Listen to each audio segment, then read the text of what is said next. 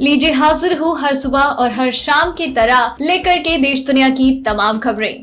नमस्कार दोस्तों, आप सभी का स्वागत है हमारे चैनल पर। तो हमारे चैनल को सब्सक्राइब कर लीजिए ताकि आप कोई भी खबर कभी भी मिस ना करें। आज की इस वीडियो में जानेंगे कोरोना वायरस का देश में कहर, कितने लोग हुए पीड़ित और कितनों की अब तक मौत। क्या देश में फिर होगा लॉकडाउन? पीएम मोदी ने दिया जवाब। झड़प के बाद अलर्ट पर तीनों सेनाएं, नौसेना ने बढ़ाई तैनाती, जाने LAC के हालात। अमेरिका के पूर्व NSA का सनसनीखेज दावा। ट्रंप ने दोबारा चुनाव जीतने के लिए चीन से मदद मांगी। क्या चल रही है कूटनीति? महंगाई की मार बरकरार, 12 दिन में पेट्रोल 56 रुपए महंगा, डीजल 76 के पार। जाने आज का रेट। राजस्थान में पारा 47.8 डिग्री। दिल्ली समेत इन राज्यों में 4 दिन पहले पहुंचेगा मानसून। प्रवासी मजदूरों के लिए सरकार का मेगा प्लान। पीएम मोदी इस दिन करेंगे गरीब कल्याण रोजगार स्कीम लॉन्च। 24 घंटों में कोरोना के रिकॉर्ड 12,881 केस। अमेरिका ब्राजील के बाद तीसरे नंबर पर पहुंचा भारत। चलिए जानते हैं अब खबरें विस्तार से, लेकिन उससे पहले वीडियो पसंद आ रही हो तो लाइक जरूर कर दें। भारत में कोरोना वायरस का कहर जारी है। देश में कंफर्म केसेस का आंकड़ा 3,66,946 के पार हो चुका है और 12,237 से ज्यादा लोगों की जान जा चुकी है। वहीं 1,94,325 लोग ठीक हो चुके हैं। दुनिया भर में इस वायरस से 4,48,504 से ज्यादा लोगों की मौत हो चुकी है। वहीं 83,31,135 कंफर्म केस सामने आ चुके हैं। हो सकता है जब आप ये वीडियो देख रहे हो तो ये आंकड़ा और बढ़ गया हो। प्रधानमंत्री नरेंद्र मोदी ने बुधवार को मुख्यमंत्रियों से बातचीत में कहा कि लॉकडाउन की पाबंदियों में रियायतों के बाद आर्थिक संकेतक पटरी पर लौटने का संकेत दे रहे हैं और अब अनलॉक 2 के बारे में तथा संक्रमण को भी कम से कम रखने के तरीकों के बारे में सोचना होगा। पीएम ने कहा कि दोबारा लॉकडाउन लगने की अफवाह से लड़ने की जरूरत है क्योंकि देश अब खुलने के चरण में है।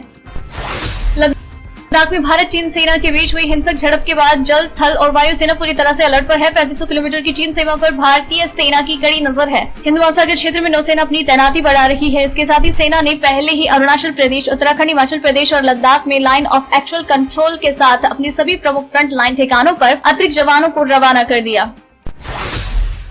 अमेरिका के पूर्व राष्ट्रीय सुरक्षा सलाहकार जॉन बोल्टन ने अपनी किताब में अपने पूर्व बॉस और अमेरिका के राष्ट्रपति डोनाल्ड ट्रंप को लेकर सनसनीखेज दावा किया है। उनका कहना है कि ट्रंप ने अपने चीनी समकक्ष शी जिनपिंग से निजी तौर पर 2020 के राष्ट्रपति चुनाव में मदद करने के लिए कहा। बोल्टन का यह दावा ऐसे समय में आया है जब ट्रंप 2020 के चुनाव के लिए चीन को केंद्रीय मुद्दा बनाने की कोशिश कर रहा है।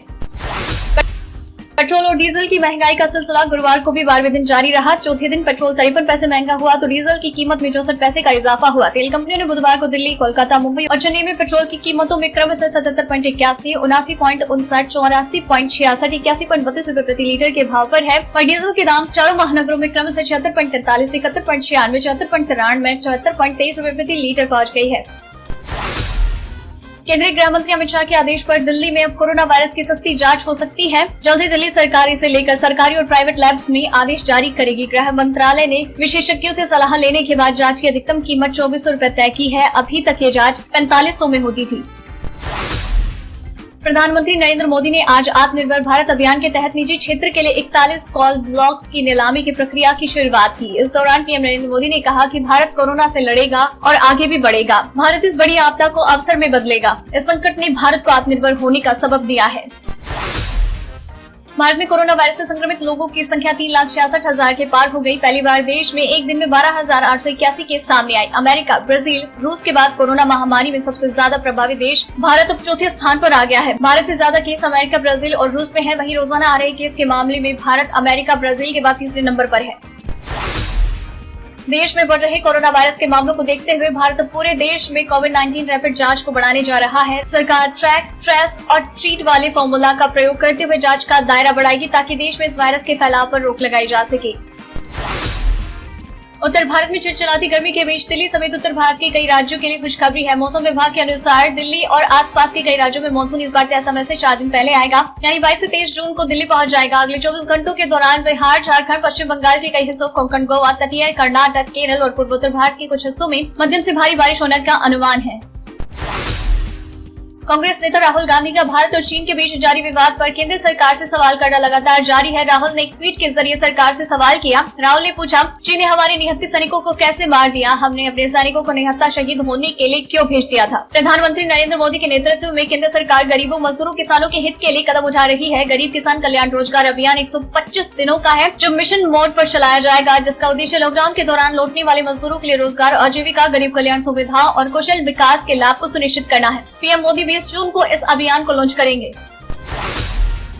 जम्मू कश्मीर के पुलवामा जिले में सुरक्षा बलों ने एक आतंकवादी को मार गिराया। अवंतीपोरा में मादी इलाके में मिज पंपोर गांव में गुरुवार और बुधवार को मध्यरात्रि करीब 2 बजे सुरक्षा बलों और आतंकियों के बीच मुठभेड़ शुरू हुई, जो अब तक जारी है। देर रात पुलिस की एक संयुक्त टीम ने इनपुट पर सेना के 50 RR और CRPF ने कॉर्डन एंड सर्च ऑपरेशन शुरू किया।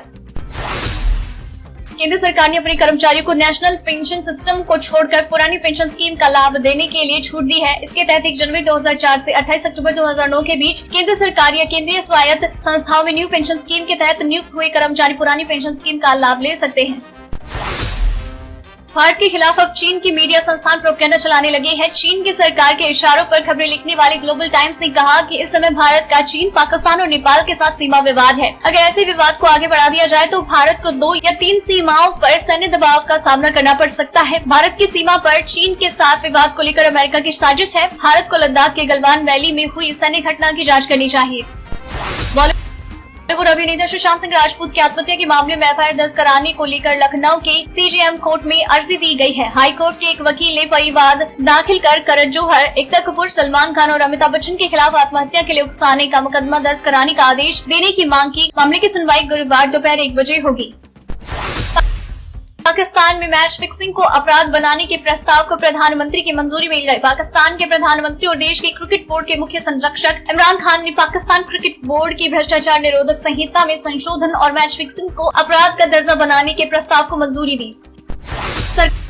सरकारी टेलीकॉम कंपनी भारत संचार निगम लिमिटेड यानी कि BSNL ने अपने यूजर्स को ज्यादा से ज्यादा फायदा पहुंचाने के लिए टॉक टाइम लोन ऑफर पेश किया है। यूजर्स को इस ऑफर के तहत 10 रुपए से लेकर 50 रुपए तक का टॉक टाइम लोन मिलेगा। वही कंपनी का कहना है कि यूजर्स आपातकाल के समय में इस ऑफर का उपयोग कर टॉक टाइम प्राप्त कर सकते हैं। साथ ही इस ऑफर से यूजर्स को बहुत फायदा होगा। कोरोना वायरस और लॉकडाउन की वजह से पारिवारिक और यहाँ तक कि सेक्स लाइफ भी काफी बदलाव हो चुका है। ज्यादातर लोग अब सेक्स में पहले से कम दिलचस्पी लेने लगे हैं। एक्सपर्ट्स का मानना है कि इस महामारी की वजह से लोगों में तनाव बढ़ा है और यौन इच्छाओं में कमी आ रही है। सेक्स और रिलेशनशिप्स एक्सपर्ट्स एना विली नाइट ने कहा, तनाव की हालत में सेक्स करना दिमागी तौर पर मल्टीटास्क करने जैसा है, जो करना बेहद मुश्किल है।